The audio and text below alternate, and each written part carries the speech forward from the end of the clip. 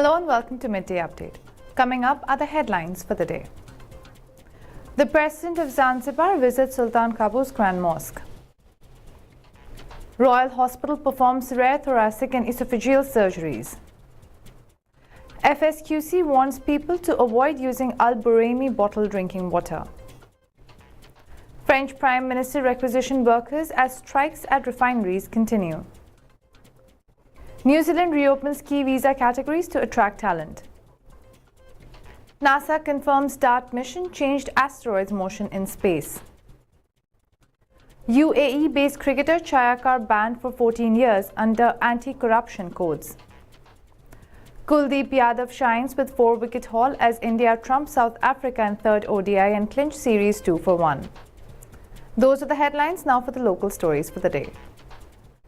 Dr. Hussain Ali Mimbini, President of Zanzibar, visited the Sultan Qaboos Grand Mosque on Wednesday.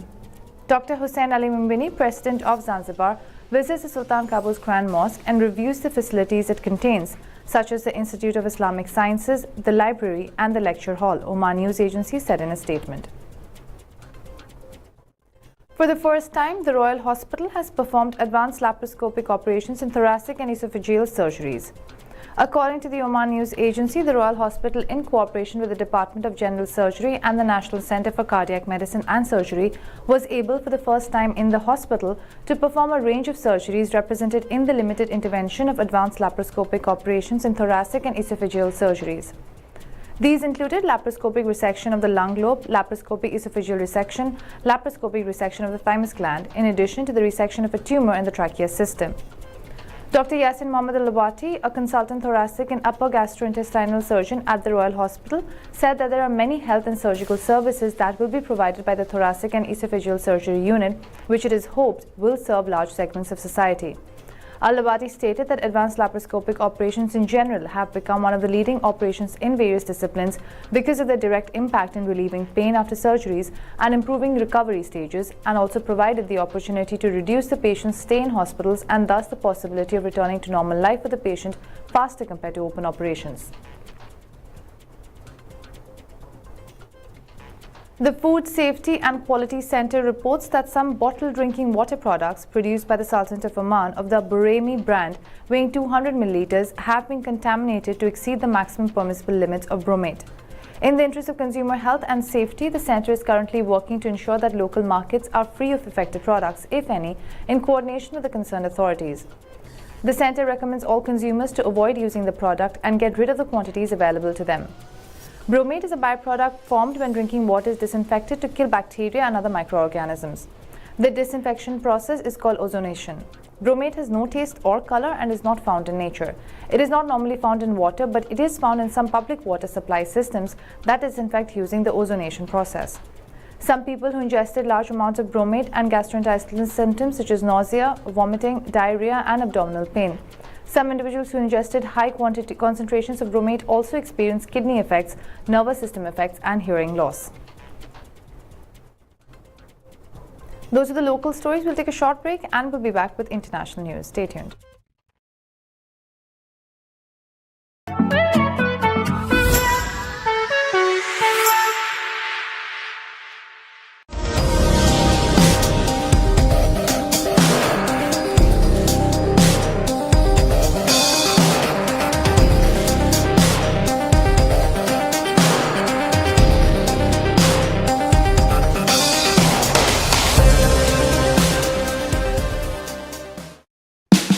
Oman's largest online supermarket now has no minimum order limit. From grocery to household items, Rafiq has everything that you want. Enjoy worry-free shopping with over 8,000 products to choose from and get it delivered straight to your doorstep. Rafiq, you order, we deliver.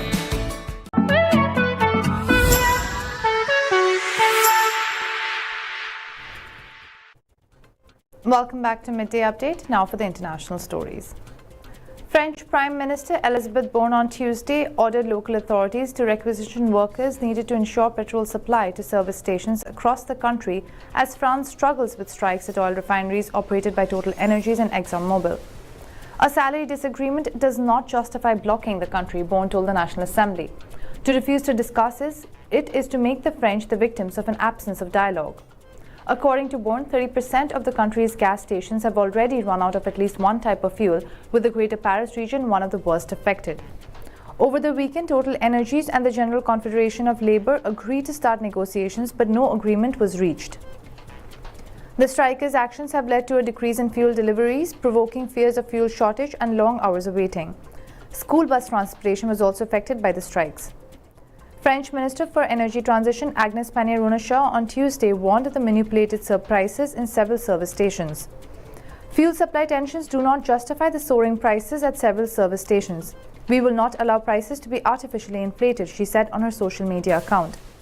The strikers demand a raise in salary to compensate for the high inflation that France is experiencing.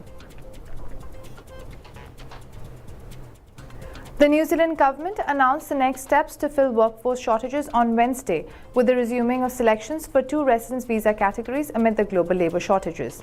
The skilled migrant category under the current settings has been resumed to help attract more workers.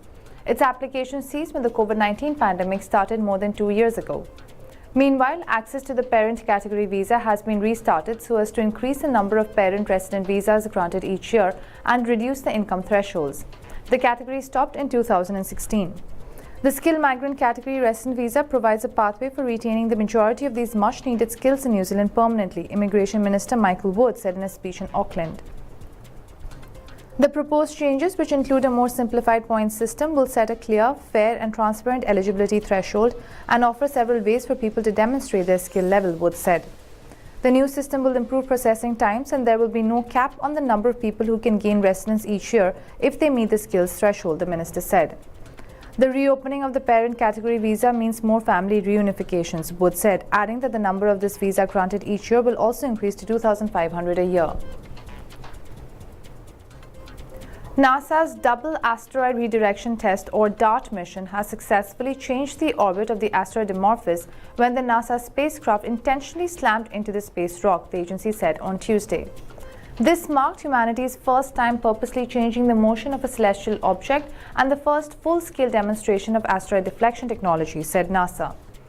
Prior to DART's impact, it took Dimorphos 11 hours and 55 minutes to orbit its larger parent asteroid, Didymos. Since DART's intentional collision with Dimorphos on September 26, astronomers have been using telescopes on Earth to measure how much the time has changed.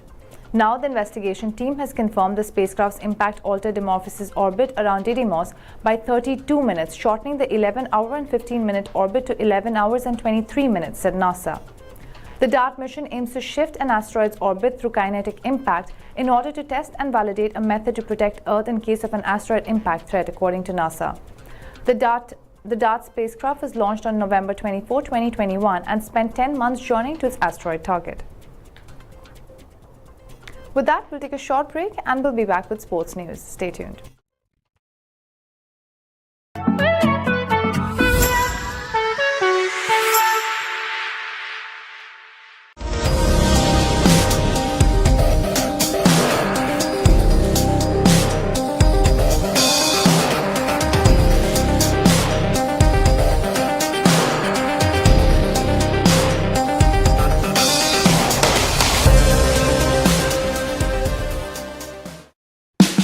Oman's largest online supermarket now has no minimum order limit.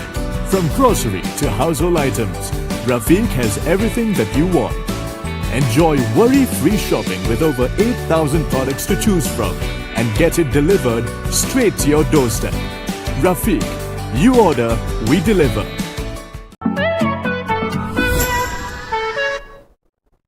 Welcome back to Midday Update. Now for the sports stories. Indian-born UAE-based domestic cricketer Meherdeep Shayakar has been banned from all cricket for 14 years after an ICC anti-corruption tribunal found him guilty of 7 breaches of the ICC and Cricket Canada anti-corruption codes. Shayakar is originally from Jalandhar in India but has lived in the UAE with his family since he was a child. Shayakar was found to have breached a number of provisions of the ICC Anti-Corruption Code and Cricket Canada Anti-Corruption Code in relation to matches in the Zimbabwe vs UAE series in April 2019 and matches in the GT20 in Canada in 2019. Alex Marshall, ICC General Manager, Integrity Unit, said, We first encountered Meher Chayakar through his involvement in organizing a corrupt cricket tournament in Ajman, UAE in 2018. The charges for which he has now received a lengthy ban are further examples of his continuing efforts to corrupt and damage our sport. We will be relentless in pursuing and disrupting the people who try to corrupt cricket. With a ban of 14 years, the tribunal has sent a clear message to anyone intending to corrupt our game. Chayakar's offences are linked to the previous cases of former UAE players Qadir Khan and Ghulam Shabir. 4-wicket haul from spinner Kuldeep Yadav and vital contributions from other Indian bowlers powered India to defeat South Africa by 7 wickets in the third and final ODI of the series on Tuesday. India won the series 2-1. South Africa were bowled out for a paltry 99 in 27.1 overs. Kuldeep Yadav was the pick of the bowlers as he scalped 4 wickets for 18 runs. He was ably assisted by Washington's Sundar and Mohammad Siraj. Shahbaz Ahmed also took 2 wickets and gave away 32 runs. Henry Klassen scored 34 runs, but none of the other batters could stay long on the crease. India comfortably chased the target in 19.1 overs with opener Shubman Gill and Shreyas Iyer making major contributions. India got off to a solid start as Shubman Gill feasted on the pace of Marco Jansen and Lungi Ngidi, hitting them for some delightful boundaries. Left-hander Shikhar Dhawan was more cautious, though he also hit a stylish cover drive. At the end of the power play in 10 overs, India were 53 for 1 with Gill at 31 and Kishan 6. Spinner Bjorn Forten ended Kishan's stay at the crease as he nicked the ball to keeper De Kock for 10 runs of 18 balls. India were 65 for 2 at that point. Shreyas Iyer joined Gill and hit some impressive strokes, smashing Anrik Nortje for 6 and Forten for 2 straight 4-run hits. With 3 runs left for India to win the match, pacer Lungi Ngidi trapped Gill LBW for 49, which came for 57 balls. Sanju Samson joined Iyer on crease and levelled the scores with a taking 2 runs. Iyer finished the match with a huge 6, taking India to 105 for 3. Earlier, Indian bowlers justified the decision of their captain Shikhar Dhawan to field as he bundled out South Africa for just 99. Those are all the local, international and sports stories for the day. For more updates, stay tuned and keep watching TTV. You've just heard the live feed from the TTV studios on TFM 95.4. Let's talk.